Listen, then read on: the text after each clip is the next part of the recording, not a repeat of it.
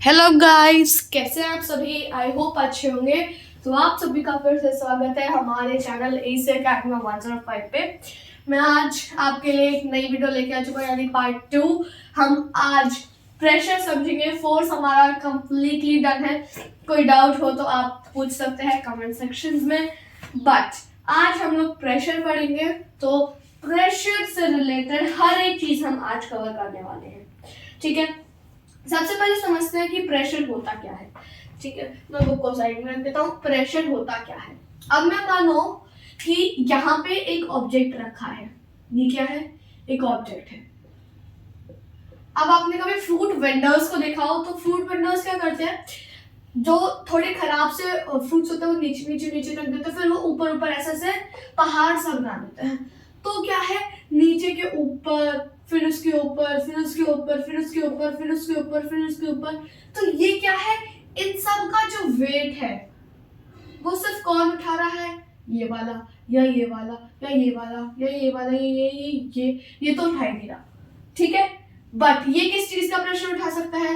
Air का। वो हम आगे पढ़ेंगे, देखते हैं। तो सबसे ज्यादा प्रेशर जो है वो इस पे लग रहा है, यानी इतने सारे जो है क्या लग रहे हैं, फोर्स लग रहे हैं। इतने सारे फोर्स लग रहे हैं और इतना सारा जगह है, इतने सारी जगह है, यानी इतने सारे लोग बैठे हैं, तो उनका जो कवर करने का जो सरफेस है वो भी ज्यादा है। मान लो मेरा ऑब्जेक्ट सब नीचे वाला सबसे बड़ा है, फिर उससे ऐसे वाला है, फिर उससे ऐसे वाला है, फिर उससे ऐसे। तो क्या हुआ, सरफेस कवर तो हो रहा है कि भाई चाहे कम हो रहा हो, और फोर्स तो लग रही है। जो उनका वेट है वो नीचे फोर्स लगा रहा है। तो प्रेशर क्या होता है? Force upon area. बस ये कॉन्सेप्ट समझ लो कि प्रेशर क्या होता है, फोर्स अपॉन एरिया। एक बार मैं इसको अच्छे से लिख देता हूं ताकि आपको कंफ्यूजन ना हो। फोर्स अपॉन एरिया क्या है? हमारा प्रेशर है। Force per unit area is known as pressure. यानी अगर मेरा एरिया इतना है और मेरी फोर्स इतनी है, तो मेरा प्रेशर इतना होगा। हम ऐसे निकाल सकते हैं। अगर मैं आपको बोलूं मेरी फोर्स 20 न्यूटन है, मेरा एरिया 5 मीटर स्क्वायर है, मेरा प्रेशर निकालो। प्रेशर निकालो भाई। प्रेशर कैसे निकालोगे? 20 डिवाइडेड बाय 5 कर दोगे, because force upon area is pressure. तो कितना आ जाएगा? 4। अब प्रेशर की एसआई यूनिट में यहाँ पे लिख देता हूं। प्रेशर की एसआई यूनिट क्या है? पास्कल। प्रेशर की एसआई यूनिट है पास्कल। ठीक है, पास्कल ये क्या है? हम पीए लिखेंगे। यस, आप पीए भी लिख सकते हो। ठीक है, तो अब क्या हुआ? 4 पीए मेरी आ गई प्रेशर। पास्कल क्या होता है? पास्कल होता है फोर्स अपॉन एरिया, यानी प्रेशर। तो पास्कल ही क्या है? एसआई यूनिट है प्रेशर की। याद रहेगा? आई होप याद रहेगा। चलिए, अब हम देखते हैं कि जो प्रेशर है वो एरिया या फोर्स पे कैसे डिपेंड करता है। अगर मैं मानूं कि मेरा एरिया ज्यादा है, मैंने एरिया ज्यादा कवर कर रखा है, तो मेरा प्रेशर कितना पड़ेगा? हमेशा याद रखना, एरिया ज्यादा है तो मेरा प्रेशर हमेशा कम पड़ेगा। प्रेशर हमेशा कम पड़ेगा। क्यों? अगर मेरा एरिया इतना ज्यादा होगा तो इक्वली अमाउंट जो है वो डिवाइड होगा। यस, इक्वली अमाउंट डिवाइडेड होगा हर जगह जितना वेट है वो हर जगह होगा। तो यानी इसका सेंटर ऑफ मास, जैसे हम बोलते हैं ना, उससे लेकर हर एक दूसरी चीज तक सब क्या है? सेम है, जिसकी वजह से किसी एक पॉइंट पे जाके प्रेशर नहीं पड़ रहा, यानी वो हल्का रहेगा। थोड़ा सा हल्का तो नहीं, बट प्रेशर उसका कम रहेगा। प्रेशर, फोर्स नहीं, प्रेशर जो है वो कम रहेगा।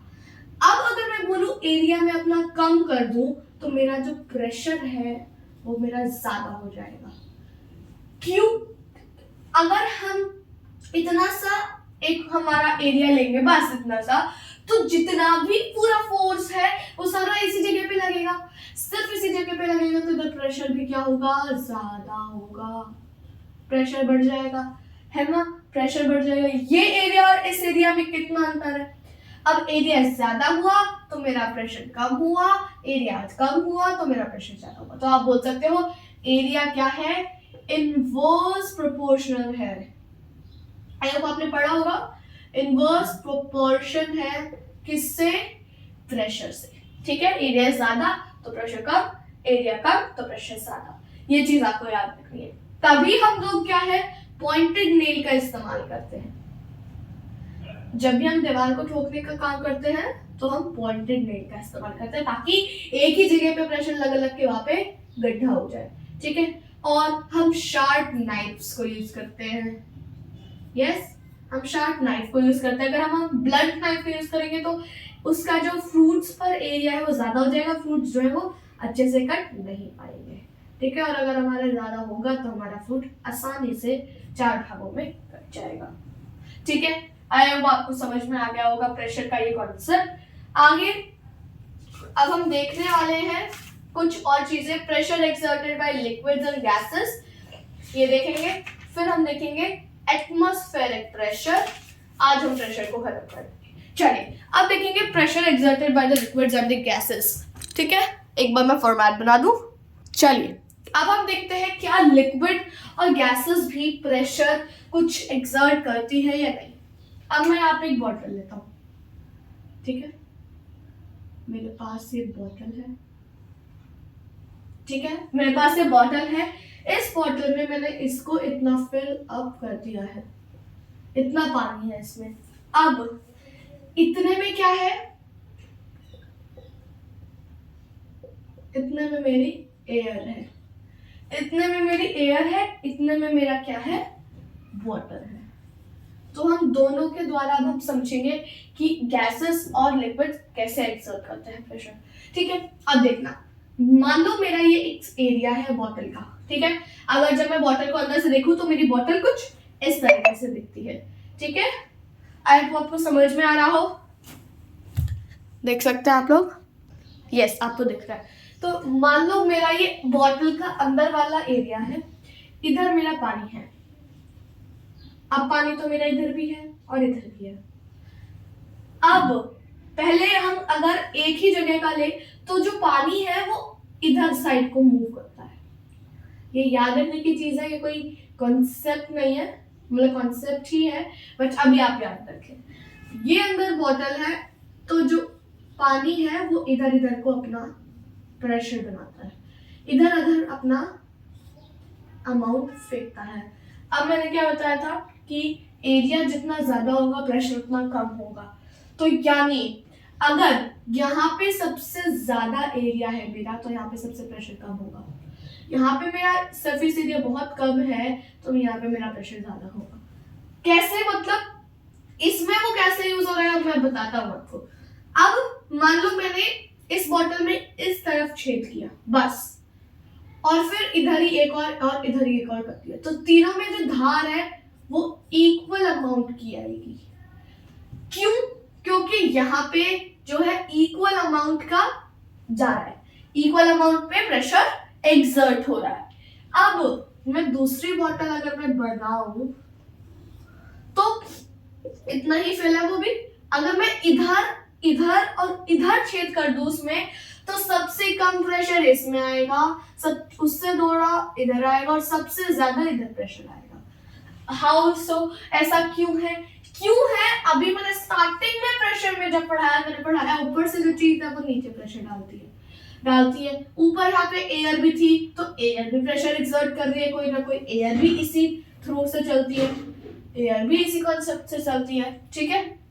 अब आप एयर को बॉटल में एयर भर के कभी ऐसे प्रेस करो और सबसे नीचे छेद कर दो तो वहां से सबसे ज्यादा क्या आएगा, सबसे ज्यादा तेज हवा आएगी, फिर उससे कम। ऐसे ही आप एयर के साथ कर सकते हो, बट अब छेद कर दोगे तो वो पहले ही निकल जाएगी, तो एयर के साथ कभी करना बेवकूफी है।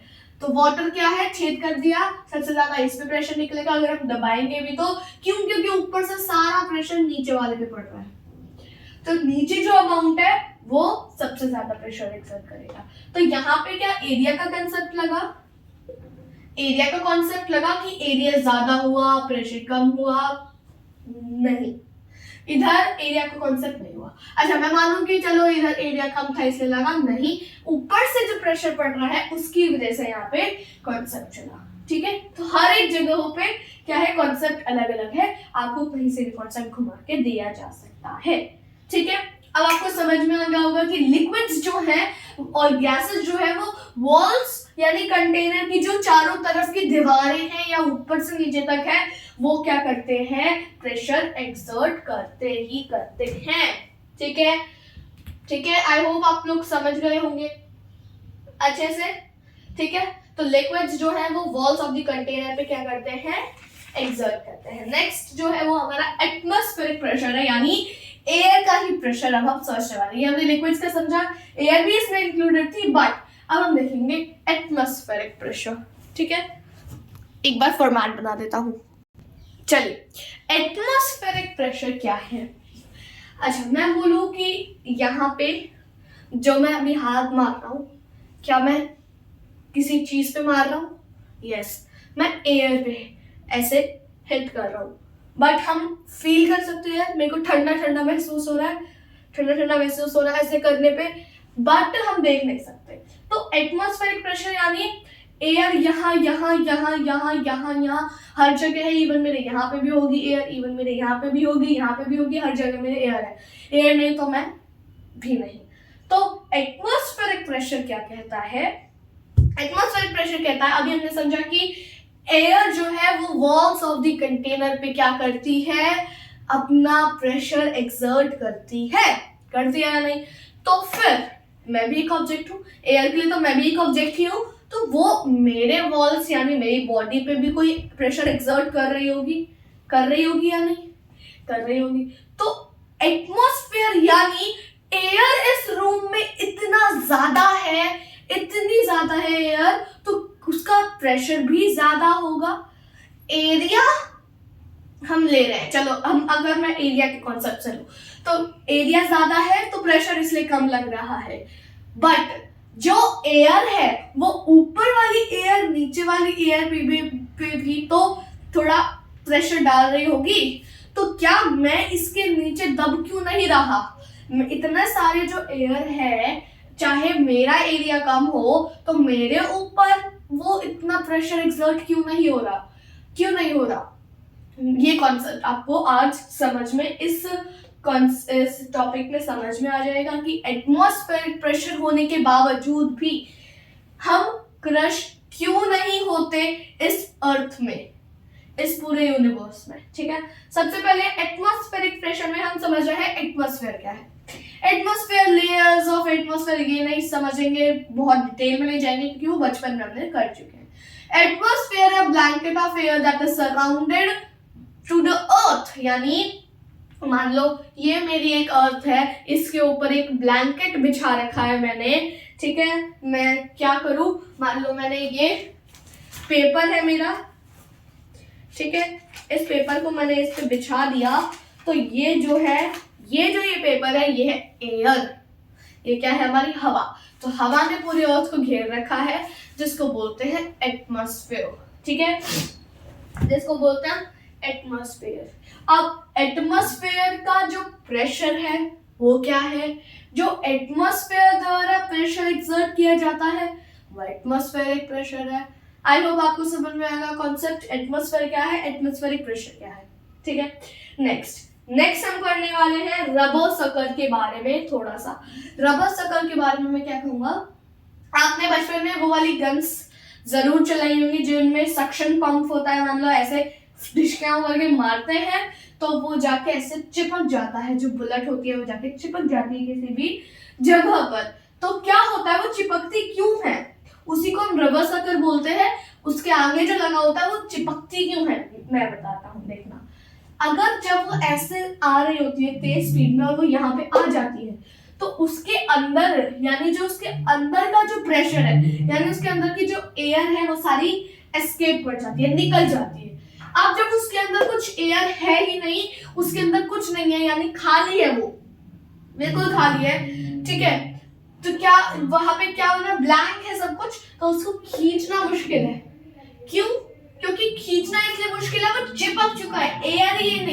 यहाँ से एयर का प्रेशर लग रहा है, बाहर से तो एयर का प्रेशर लग रहा है, बट अंदर से कोई प्रेशर ही नहीं लग रहा। अंदर से तो कोई प्रेशर ही नहीं लग रहा, इसलिए वो चिपक चुका है और निकल नहीं रहा है। कभी कभी बहुत ज्यादा ही टाइट हो जाता है, निकलना मुश्किल हो जाता है, निकालते हैं तो एकदम से पुट ऐसे करके आवाज आती है। क्यों आती है? क्योंकि वापस एयर एंटर हो जाती है। आई होप आपको समझ में आएगा। अब इस रबर सकर से रिलेटेड कुछ हमारा कॉन्सेप्ट जुड़ता है हमारे बॉडी का।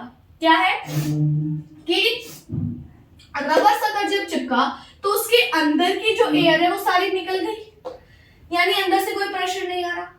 बाहर की जो एयर है वो प्रेशर डाल रही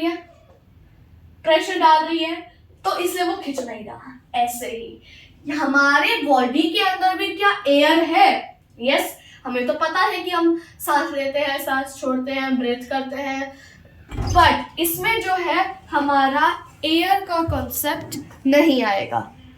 जब इसमें एयर का कॉन्सेप्ट नहीं आएगा तो किसका कॉन्सेप्ट आएगा? अगर मैं आपको बताऊं कि हम क्यों नहीं होते, बिकॉज क्या है, जो हमारे अंदर का बॉडी का जो प्रेशर है वो बाहर के प्रेशर को क्या करता है? इक्वल करता है।